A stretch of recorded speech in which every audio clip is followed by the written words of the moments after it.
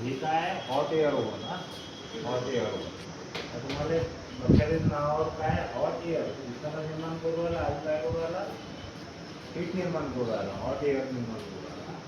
आणि कशासाठी होतो, एखादी लॅब आहे किंवा प्रयोगशाळा आहे ना, प्रयोगशाळामध्ये आता एखादं केमिकल लॅब आहे प्रयोगशाळा, किंवा एखादा रिसर्च सेंटर आहे, किंवा ब्लडचे सॅम्पल वगैरे आहे, दवाखाना आहे, पैसे वगैरे असतात ऑपरेशन नंतर.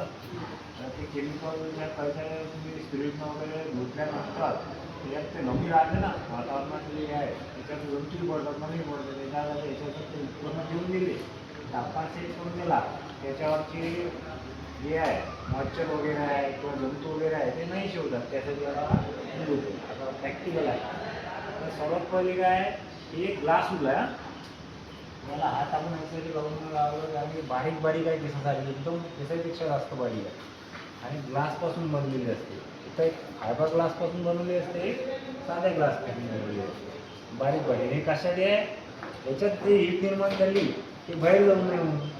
झाकण नको, झाकण लावलेलं आहे, त्याच्यात हीट जर बाहेर झाली काय होईल, हे गरम होईल, बाहेर हीट झालं थंड होऊन जाईल ते, त्यासाठी हे आहे. आणि दुसरं म्हणजे याच्यात जर बाहेर जर थंड हवा आहे, थंडीचे दिवस आहे, तापमान आहे 16 डिग्री सेल्सिअस, तर बाहेरचं तापमान अंदर येईल, ते गरम होणार नाही, फालतूची वीज वेस्ट होईल तुमची. त्यासाठी ग्लास होईल, नाव काय, नाव लक्षात ठेवा, ग्लास होईल, महाग भेटते ते. त्याच्यानंतर RTD आहे, रजिस्टर्ड टेम्परेचर डिटेक्टर आहे. हा रजिस्टर्ड टेम्परेचर डिटेक्टर, हा काय करू राहिला, हा कशासोबत जोडलेला आहे, तुमचा हिटिंग कॉईल आहे याच्यामध्ये. याच्यामध्ये एक हिटिंग कॉईल आहे, जर तुमच्या शेगडीमध्ये राहते, तो हिटिंग कॉईल हीट झाल्यानंतर आता तो हीटच होत राहील ना, आता तुम्हाला मग आवश्यकतेप्रमाणे तो काय करीन, याला हा काय करीन, हिटिंग कॉईल हा सेन्सर करीन. हिटिंग कॉईल गरम झाला, हीट निर्माण झाली, हा काय करीन, सेन्स करीन. सेन्स म्हणजे पाहून की किती हीट झालं, तुम्ही जे तापमान सेट केलं आहे तर किती हीट झालेला आहे तो सांगेन, आणि तो सिग्नल पाठवीन कुणाला.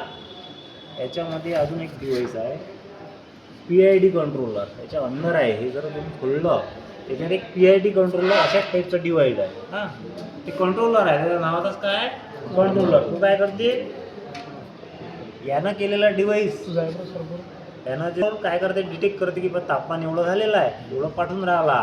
का समोर काय करते, PID कंट्रोलर आहे SSR रिले. हां, आहे SSR रिले. रिले काय करते, रिले तुम्हाला माहीत आहे लाईन कट ऑफ ऑन ऑफचं काम करते. हां, आणि याच्यात मुव्हिंग कोणतेही कॉन्टॅक्ट नसतात. ते जे रिले आहेत बाकीचे त्याच्यामध्ये मुव्हिंग कॉन्टॅक्ट असतात, एक पट्टी तोडून टाकते सिग्नल. याच्यामध्ये सेमीकंडक्टर वापरलेलं असतात. सेमीकंडक्टर माहीत आहे कोणत्या तापमान आले ते काय करतात, करंट वाहू देतात, काही तापमानाला ते करंट वाहू देत नाही, ते सेमीकंडक्टर आहे. तर आता PID जे कंट्रोलर आहे, कंट्रोलर मार्फत सिग्नल काय भेटलं, कशाला भेटलं, SSR रिले. रिले काय करीन, तापमान जास्त झालेलं आहे, आता जर तापमान वाढवून ठेवलं तर काय होऊन जाईल, कट करायचं आपल्याला. पहिला सिग्नल कोणाला भेटला, हा काय RTD कंट्रोलर काय करीन, तापमान सांगेन किती तापमान एवढं सेट केलं, याच्यापेक्षा जास्त होऊन राहिला काय, हा सिग्नल पाठवेन कुणाला, PID कंट्रोलरला. याच्या अंदर PID कंट्रोलर आहे. PID कंट्रोलर काय करीन की बा तापमान जेवढं पाहिजे त्याच्यानुसार नाही आहे तर काय करीन, तो सिग्नल पाठवून देईन याला, DC सिग्नल कोणाला, SSR रिले. रिले काय डिटेक्ट करेन की बा नाही एवढं तापमान सेट केलेलं आहे 30 डिग्री सेल्सिअस, याच्यापेक्षा जास्त होऊन राहिला, स्विच ऑन करा किंवा ऑफ करा, ऑफ करून टाकेन. आता याचे कनेक्शन जे आहे, करेक्टेड डायग्राम मी तुम्हाला पाठवून देईन, त्यानुसार तुम्हाला दुरुस्तीले जर आलं तर करू शकता तुम्ही दुरुस्ती. काही मोठे कनेक्शन नाही आहे ते, जर तुमच्या डायग्राम असले तुम्ही बातच करता याचे कनेक्शन, समजलं ना.